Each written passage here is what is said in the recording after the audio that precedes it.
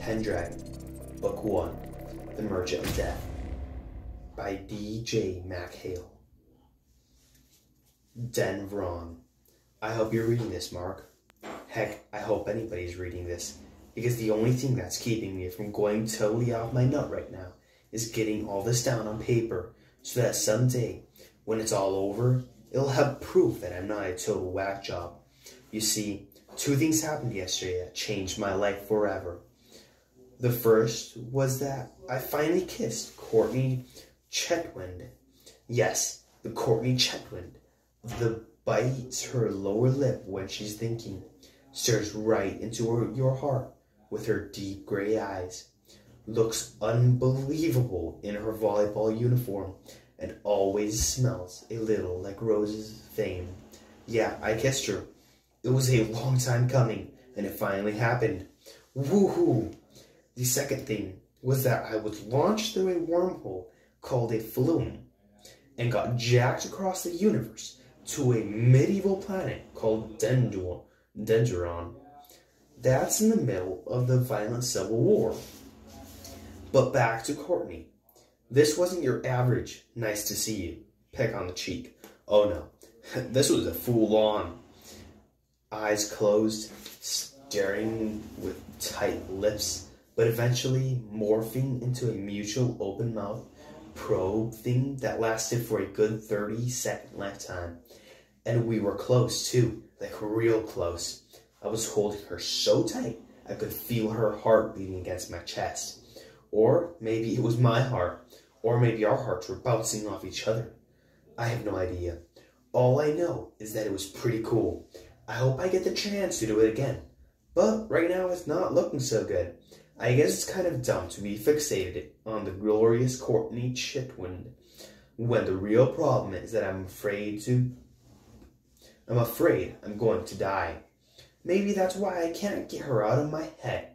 The memory of that kiss is the only thing that feels real to me right now. I'm afraid that if I lose that memory, I'm going to lose everything. And if that happens then, well, I don't know what will happen then, because I don't understand anything that's been happening to me. Maybe by writing it all down, it'll start to make some sense. Let me try to piece together the events that led my writing this up. Up until yesterday, I was living large, at least as large as any normal 14-year-old guy can live. School came pretty easy. I kicked ass in sport. My parents were way cool. I didn't hate my little sister, Shannon. Usually, I was way cool. I didn't hate my little sister Shannon usually. I had excellent friends, with you sitting right on top of the list, Mark. I lived in this major house where I had my own private space to play music or whatever, and nobody bugged me.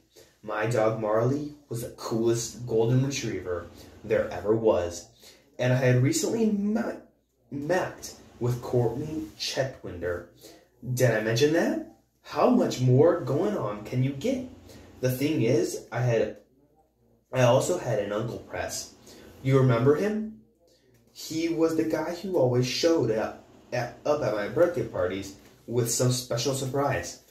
He wouldn't just bring a pony, he'd bring a truckload of ponies for mini rodeo. He's the guy who turned my house into the laser maze game. Was that great or what? He's one who was always throwing pizza at my party last year. Remember that guy? Every once in a while he'd show up out of the blue and do something amazing, like take me flying on a private plane. Yeah, he was a pilot. Another time he gave me this computer that was so advanced it wasn't even in stores yet. You know the calculator I have that you input numbers by talking to it? That was from Uncle Press. I gotta tell you, he was the coolio uncle everybody wishes they had. But there was always something a little mysterious about Uncle Press. He was my mom's brother, but she didn't say much about him. It was almost like she felt weird talking about him. Whenever I asked, she'd shrug and say something like, "Oh, you know him. He's he's his own man. How was school today? Basically, she dodged the question. I don't know what he did for a living, but he always had boatloads of money. I figured he probably had some top-level government job, like doing research for NASA or something, that it was all hush-hush. So I didn't ask too many questions. He wasn't married, but sometimes he'd show up at the house with some odd character. One time, he brought this lady over who never said a word. He said she was his friend, but I got the feeling she was more like his girlfriend. I think she was African or something because she was real dark-skinned and beautiful. But it was strange because she'd just stare at me and smile. I wasn't scared or anything because she had soft eyes, and maybe she didn't talk because she didn't know English. But still, it was kind of creepy. I'd have to say that my Uncle Press was the coolest guy I've ever met. That is, until yesterday. The country's semifinal basketball game was last night. You know how important I am to that team. I'm the highest scoring point guard in Stony Brook Junior High history. I'm not bragging. That's just the way it is. So for me to miss that game would have been like Kobe Bryant missing a Lakers playoff game. Okay, maybe I'm not that important, but it would not have been cool for me to bail on that game. Mom and Dad had already left for the gym with Shannon. I had a ton of homework, and I knew I'd be fried afterwards. So I had to get it done before leaving. I had just enough time to scarf down a banana and some Pop-Tarts, fed Marley, jump on my bike, and blast to school. At least that was the plan. I can't help but think that if I had done my homework just a little bit faster, or decided not to throw my tennis ball with Marley, or even waited till I got to school to take the leak, none of this would have happened. But it did. I grabbed my pack, headed for the front door, threw it open, and came face to face with Courtney Chetwinder. I froze. She froze. It was like somebody hit the pause button on two lives, except there was nothing static about what was racing through my brain. The crush I had on her dated back to when we were in grade school. She was always so perfect, but not in that unattainable, she's too good for everybody way. She was beautiful and smart and great at sports, and she laughed and told jokes. I think that was the key. The fact that she told jokes. Maybe that sounds stupid, but if you tell jokes, it shows you're willing to look stupid. And if you've got a whole package going on and still willing to let people laugh at you, then, man, what else do you want? Of course, I wasn't the only one who felt this way about Courtney. I was one in a long line of admirers, but she was standing at my front door. Instantly, every synapse in my brain started firing to try and find the perfect, spontaneous thing to say. The first words out of my mouth in a time of crisis can color someone's opinion of you forever. It either shows that you're totally in charge and ready to handle any situation with composure and wit, or that you're a blundering idiot whose mind will freeze at the first sign of pressure. This all flashed through my brain in a few nanoseconds while we were on pause.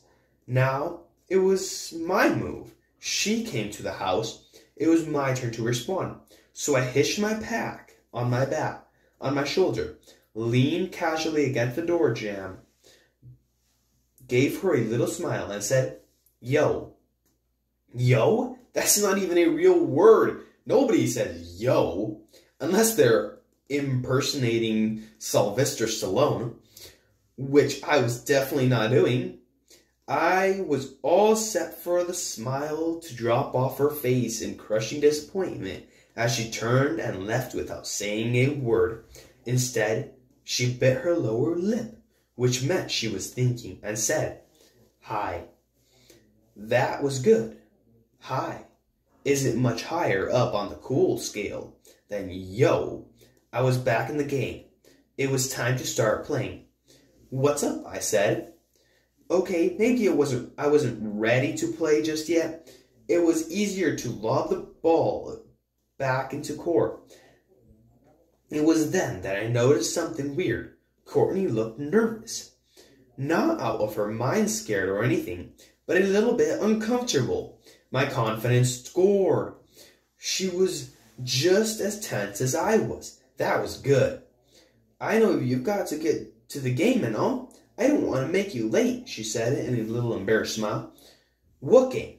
Oh, right, the country semifinal. Somehow it slipped my mind.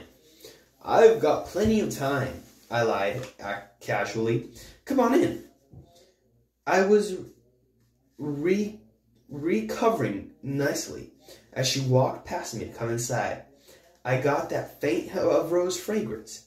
It took every ounce of willpower not to do a huge old sucking inhale to try and grab every ounce of that wonderful smell.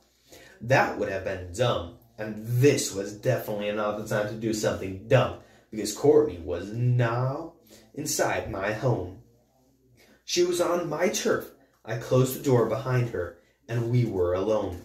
I had no time, no idea what to do next. Courtney turned to me and made contact with those amazing gray eyes.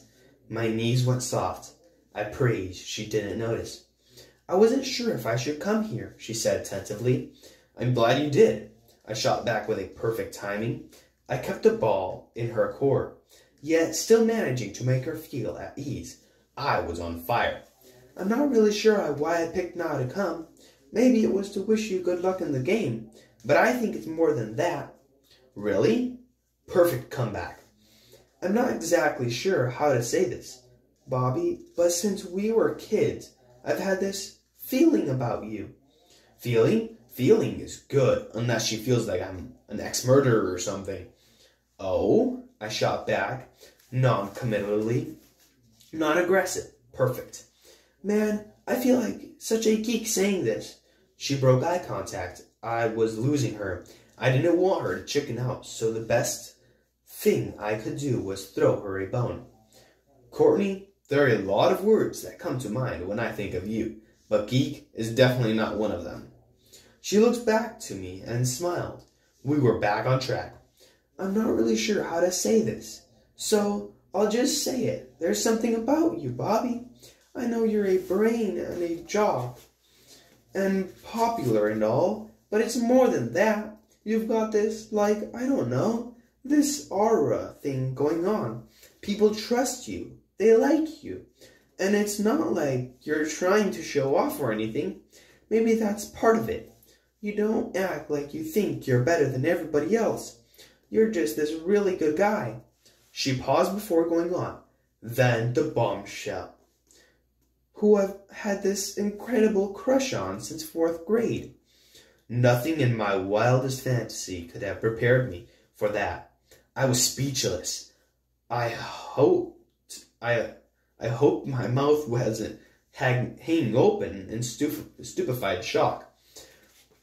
I'm not really sure why I'm telling you this now, she went on, but I have this weird feeling that if I didn't, I might never get the chance again, and I wanted to tell you how I felt and do this. That's when it happened. The kiss. She stepped forward, hesitated a second to see if I'd stop her. Yeah, right, like there'd be any danger of that happening. And we kissed. I won't rehash the details, but suffice it to say I was a happy guy. It was the most amazing 30 seconds of my life. It was the 31st second when it all came crashing down. My eyes were closed, but I could see a whole future full of Courtney's kisses. I don't know if it's possible to kiss and smile at the same time, but if it is, I did, and then I opened my eyes, and it was over. Hi, Bobby. Hi, Bobby. Uncle Press was standing there. Where did he come from? I pulled away from Courtney so fast that she still had her eyes closed. Actually, she looked kind of goofy for a second, like she was kissing air. But she recovered fast. And believe me, I didn't laugh. Uncle Press, hi. I probably should have said, yo. That's how stupid I felt. I'm not sure why either. We weren't doing anything wrong. We were just kissing. Granted, it was a big league kiss of all time. But it was still just a kiss. Once Courtney realized what was happening, she went from 0 to full tilt embarrassed. She wanted to be anywhere but there, and I wanted to be there with her. She backed toward the door. I better go, she stammered. No, don't go. I didn't want to take the heat alone, but Uncle Press had other things on his mind. Yes, you should go. Short, blunt, simple as that. Something about the way he said it made a red flag go up in my head. This didn't sound like Uncle Press. Normally, he's the kind of guy you would think catching his nephew macking was pretty funny. In fact, that's exactly what happened when he caught me making out Nancy Kilgore on the back porch. He just laughed. I was embarrassed as hell, but he got a real charge out of it. He'd bring it up every once in a while, just to jazz me, but not in front of anybody else, which made it okay. This time was different, though. This time, he wasn't laughing. Good luck tonight. I'll be cheering, said Courtney as she took a step and walked square into the door. Ouch! Uncle Press leaned over and opened it for her. She gave him a quick, embarrassed nod of thanks, then shot me a look with the slightest smile. Then she was gone. Uncle Press closed the door and looked at me. I'm sorry, Bobby, but I need your help. I want you to come with me. Again, this didn't sound like Uncle Press. He was a loose kind of guy.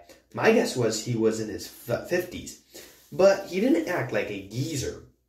He was always goofing around, never seemed to take things all that seriously. But tonight, he was dead serious. In fact, it almost seemed as if he looked a little scared. But I got a game. Country semis. I'm already late. You didn't seem too concerned about that a few seconds ago. He shot back. Good point. But I really was late, and it was a big game. Mom and Dad are already there with Shannon. If I don't show up, they'll understand. I wouldn't ask you to do this if I didn't think it would be more important than a basketball game. Or kissing that beautiful girl who just left. I was prepared to argue on that last point, but man, he was acting pretty intense. It was weird. Then, as if he was reading my mind, he said, Bobby, you've known me all your life. Have you ever seen me like this? I didn't need to answer. Something was definitely up. Then you know how serious this is, he said with absolute finality. I didn't know what to do. At that very minute, there was a team waiting for me to help them win a country title. Not to mention a family, friends, and an almost girlfriend who would be expecting me to trot out into the court. But standing in front of me was a guy who was my own flesh and blood who needed my help. Uncle Press did a lot for me as I was growing up and never asked for a single thing in return. Until now. How could I turn him down? You promised to explain things to my coach, Mom, and Dad, and Courtney Chetwinder? Uncle Press actually gave a small smile, just like he used to, and said, they'll understand. I tried to think of any other reason why I shouldn't go with him, but came up empty. So with a sigh, I said, all right then, let's go. Instantly, Uncle Press opened the front door. I shrugged and started out. You won't need that bag, he said, referring to my pack. I'm not sure why, but that sounded strange and a touch ominous. What's with this all about, Uncle Press? If he had answered the question truthfully, I would have run upstairs to my room and hid under the bed. But he didn't. All he said was, you'll find out. He was my uncle. I trusted the guy, so I let my pack fall to the floor and headed for the door. Uncle Press didn't follow right away. I looked back and saw that he was looking around the house. Maybe I imagined this, but he seemed a little sad, as if this was the last time he was going to be there. After a few seconds, he said, "You love this place, don't you? And your family?" "Well, yeah, of course," I answered with a dumb question. What a dumb question.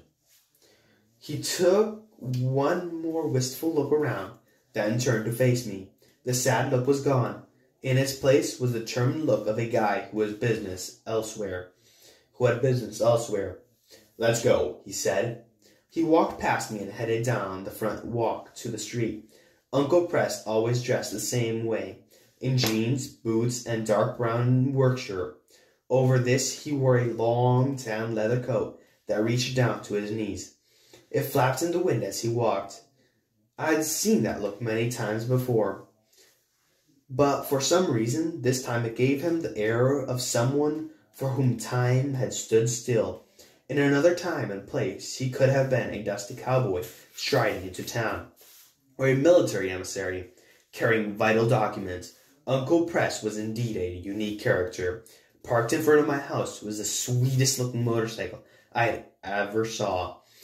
It looked like one of those multicolored matchbox racers that I had played with not too long ago. But this bike was very big and very real. Uncle Press always did things in style. He grabbed the extra helmet from the seat and tossed it to me. I buckled it up and did the same, and he did the same. He then gunned the engine, and I was surprised to hear that it wasn't very loud.